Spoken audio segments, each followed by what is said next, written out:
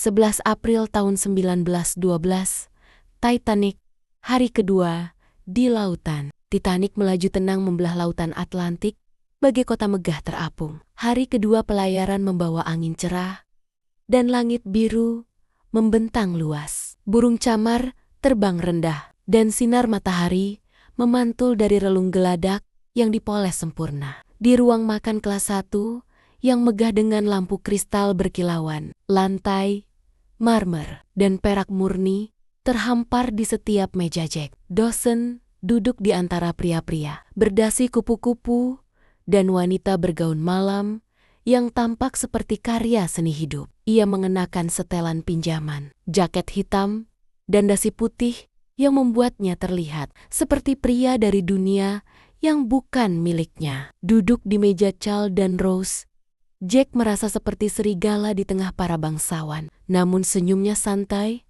tatapan matanya tetap percaya diri. Rose duduk di samping Charles, tetapi matanya tak bisa berhenti mencuri pandang pada Jack.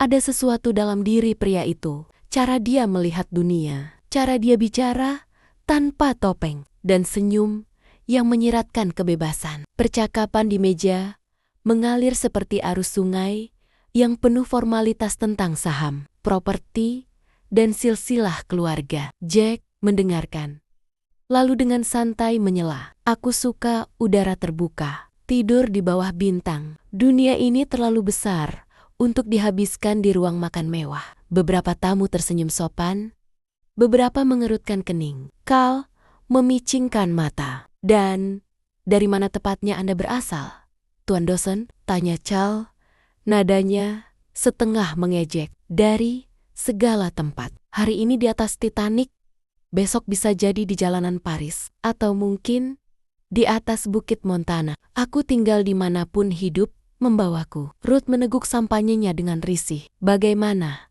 Anda bisa hidup seperti itu?" Jack hanya tersenyum. Dengan mata terbuka dan hati terbebas dari paksaan, Rose menahan senyum. Dalam percakapan singkat itu, Jack telah menampar seluruh sistem nilai yang selama ini membelenggunya. Sore harinya, Rose berjalan cepat menyusuri lorong kapal. Ia menahan tawa saat mendengar ibunya mengomel panjang lebar tentang reputasi dan martabat. Ia hanya mengangguk pelan sambil memikirkan rencana kecilnya akan menemui Jack. Di dek depan, Jack sedang duduk di pagar, menggambar seorang anak kecil yang sedang bermain. Pensilnya menari di atas kertas dengan gerakan cepat dan tepat. Rose mendekat perlahan. "Pasti kau punya banyak sketsa seperti itu," katanya. Jack tersenyum. "Aku menggambar apapun yang menarik." Dan hari ini dia menatapnya. "Aku melihat sesuatu yang luar biasa." Rose tertawa kecil. "Kau selalu bicara seperti penyair jalanan." "Bukan penyair," kata Jack. "Berdiri, hanya orang biasa yang tidak ingin hidupnya biasa." Mereka berjalan berdampingan menyusuri kapal. Jack menunjukkan bagian-bagian tersembunyi. Titanic mesin, uap raksasa yang bergetar seperti jantung kapal, lorong-lorong tempat para awak bekerja, dan ruang bawah geladak tempat musik rakyat dan tawa riuh terdengar. Di ruang pesta kelas 3, mereka menari bersama di tengah dentuman biola dan tarian Irlandia. Rose tertawa lepas, rambutnya tergerai, wajahnya bersinar. Untuk pertama kalinya dalam waktu yang lama, ia merasa menjadi dirinya sendiri, bukan Rose yang diinginkan ibunya. Bukan tunangan Charles, tapi Rose yang bebas. Di tengah keramaian, Jack menatapnya. "Kau bukan seperti mereka, Rose. Kau bisa lari dari semua itu kalau kau mau." Rose terdiam, lalu perlahan mengangguk. "Aku takut." Jack menyentuh tangannya. "Semua orang takut, tapi bukan itu yang penting. Yang penting adalah apa yang kau lakukan dengan rasa takut itu." Malam itu, jauh dari kemewahan dan protokol, dua jiwa yang bertolak belakang menemukan kesamaan kerinduan akan kebebasan dan cinta yang belum mereka mengerti, tapi sudah mulai tumbuh. Namun, di balik dek-dek besi kapal megah ini, Waktu terus berjalan, dan lautan yang malam itu tampak damai, menyimpan takdirnya sendiri. 12 April tahun 1912, Titanic, hari ketiga, di lautan. Langit di atas Titanic dihiasi warna senja yang lembut. Cahaya jingga keemasan menyelimuti kapal, memantulkan bayangan panjang di dek kayu dan menyulap laut menjadi cermin luas yang berkilauan. Angin laut berhembus pelan, membawa serta aroma asin dan bisikan waktu. Di dalam kamar suite mewah kelas 1, Rose berdiri di depan cermin besar, mengenakan gaun tidur satin yang lembut, membalut tubuhnya. Rambutnya tergerai, matanya menatap bayangannya sendiri, seakan sedang berdialog dengan jiwa yang berusaha keluar dari sangkar. Di meja samping, kotak bludru biru tua tergeletak terbuka, menampakkan kalung yang menjadi simbol kekuasaan dan kendali. Di heart of the ocean, berlian biru itu tampak seperti tetesan laut beku, dingin, dan menawan. Rose mengangkatnya perlahan, merasakan dinginnya di kulitnya. Ia menatap cermin lagi, lalu berbisik pada dirinya sendiri. Kalau kau benar-benar bebas, apa yang akan kau lakukan? Ia tahu jawabannya. Kamar kecil Jack dipenuhi sketsa yang tertempel di dinding. Wajah-wajah asing, anak-anak jalanan, penari di Montmartre, dan kehidupan yang hidup dalam goresan arang dan pensil. Jack sedang duduk di ranjang kecilnya saat terdengar ketukan pelan di pintu. Saat dibuka, di sanalah Rose. Wajahnya tenang, namun matanya seperti menahan badai. "Jack," katanya pelan, "gambarkan aku." Jack membeku sejenak. "Apa?" "Seperti kau menggambar gadis-gadis Paris itu." Rose melangkah masuk, lalu menatap matanya. "Tapi kali ini aku ingin kau menggambarku sebagaimana aku benar-benar ada. Bukan sebagai putri bangsawan, bukan sebagai tunangan orang kaya, tapi sebagai Rose yang bebas." Ia membuka jubah sutranya perlahan, memperlihatkan tubuhnya yang kini hanya dihiasi satu benda kaleng heart of the ocean, tergantung indah di dadanya. Jack tercekat sejenak, bukan karena nafsu, tapi karena kekaguman. Ia tahu, ini bukan sekadar pose, ini adalah pernyataan. Rose menolak dunia yang telah dikurung untuknya. Dengan tangan gemetar, Jack mengambil pensil dan selembar kertas dari buku sketsanya. Ia duduk di seberang Rose, yang kini berbaring di sofa panjang. Tubuhnya santai, namun penuh ketegasan. Setiap goresan di kertas menjadi jejak keabadian. Pensil menari, menangkap lekuk tubuh, tatapan mata, dan keberanian. Tidak ada yang erotis dalam gambar itu, hanya ketelanjangan. Yang jujur seorang wanita, yang memilih untuk menjadi. Setelah selesai, Jack menatap hasil karyanya dan berkata pelan, "Ini adalah gambar terbaik yang pernah kubuat." Rose tersenyum, sedikit gugup. "Aku percaya padamu, Jack." Beberapa jam kemudian, sketsa itu telah dimasukkan ke dalam amplop bersama catatan kecil bertuliskan, "Untuk Tuan Huckley, bila Anda mencari saya telah tahu siapa saya sebenarnya." Rose meletakkan amplop itu di meja suite.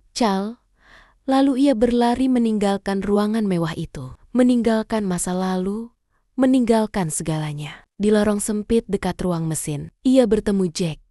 Napas mereka berat, mata mereka bertemu dengan gemetar, dan kemudian mereka saling memeluk. Tak ada kata, tak perlu. Mereka berlari menyusuri koridor, dikejar oleh penjaga yang curiga, lalu bersembunyi di sudut-sudut kapal, tertawa, menangis, mencium. Dunia luar menghilang, hanya ada mereka berdua. Di antara dentuman mesin dan bau minyak kapal, mereka menemukan sebuah mobil tua yang sedang dikirim sebagai kargo. Di dalamnya, kabut uap dari napas dan keringat memenuhi kaca jendela. Rose dan Jack, dua jiwa dari dunia berbeda, bersatu dalam momen paling manusiawi. Cinta, kebebasan, dan keberanian. Di luar, lautan tetap tenang, tapi di cakrawala, bahaya mulai muncul. Dingin, diam, dan tak terhindarkan. The 14th of April 1912. Malam yang membeku. Titanic melaju kencang melintasi Atlantik Utara, bagai raja yang tak kenal takut. Malam itu, udara berubah lebih dingin dari malam-malam sebelumnya. Dan langit bertabur bintang, tampak terlalu tenang. Tidak ada bulan, tidak ada angin. Lautan bagai cermin gelap yang tak bergerak. Di dek atas, beberapa penumpang masih bersantai, menikmati anggur, cerutu, dan percakapan ringan. Tapi di anjungan kapal, suasana lebih tegang. Para perwira, termasuk First Officer Murdoch dan Kapten Edward Smith, mencermati laporan suhu yang terus turun. "Kita sudah mendapat pesan dari kapal lain, Sir," ujar seorang petugas radio kepada kapten. "Mereka melaporkan gunung es di jalur kita." Kapten Smith mengangguk. "Tenang, Titanic adalah kapal tak terkalahkan." Sementara itu, di ruang observasi paling depan, dua penjaga fleet dan Lee berdiri sambil memeluk diri, berjaga dengan mata tajam menatap ke lautan gelap. Mereka tidak diberi teropong malam itu kesalahan kecil yang akan tercatat selamanya. Lalu, dalam sekejap yang sepi itu, Fleet melihatnya. "Gunung es, lurus di depan," teriaknya, membunyikan lonceng peringatan 3 kali. Di ruang kemudi, Murdoch memberi perintah cepat. "Hard a starboard," mesin mundur penuh.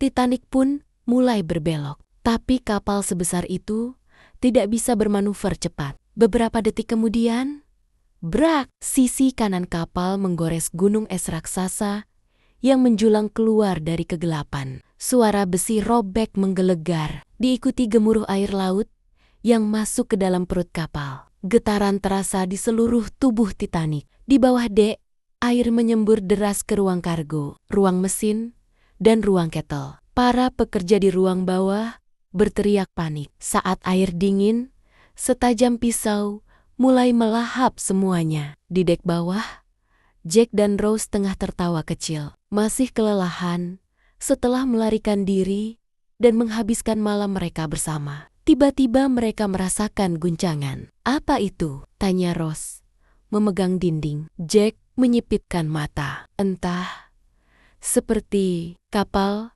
menabrak sesuatu." Mereka berlari keluar, menyusuri lorong-lorong yang mulai penuh dengan awak kapal yang berseru satu sama lain. Beberapa penumpang mulai panik, sementara yang lain menganggapnya hanya getaran biasa. Namun Jack tahu, dari cara para awak bergerak, ini bukan hal sepele. Di ruang peta, Kapten Smith menerima laporan dari kepala insinyur. Wajahnya menegang. Titanic telah menabrak gunung es di sisi kanannya. 5 kompartemen kedap air sudah bocor, 1 lebih banyak dari yang bisa ditahan. Titanic, agar tetap mengapung. Smith menatap kosong. "Titanic akan tenggelam." Kata-kata itu seperti kutukan. Di dalam suite kelas 1, Charles membanting meja begitu mengetahui Rose hilang dari kamarnya. Ruth, ibunya, menuntut kapal segera mencari putrinya. Saat itu, mereka belum tahu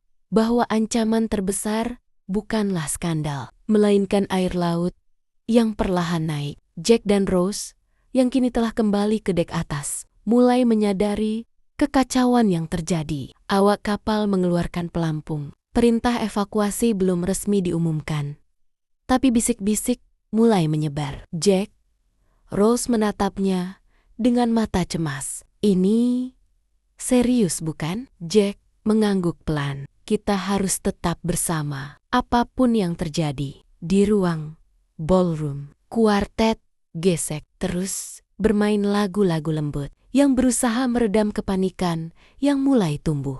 Namun, waktu terus berjalan. Di tempat paling tinggi, di geladak, udara menjadi lebih dingin dan bintang-bintang di langit seakan berjarak lebih jauh. Malam itu, Titanic tidak lagi kapal megah yang tak terkalahkan. Ia menjadi makhluk raksasa yang terluka, perlahan-lahan tenggelam ke dalam pelukan laut. Dan di dalamnya, ribuan takdir mulai beradu. Cinta, keputusasaan, pengorbanan, dan pilihan-pilihan terakhir.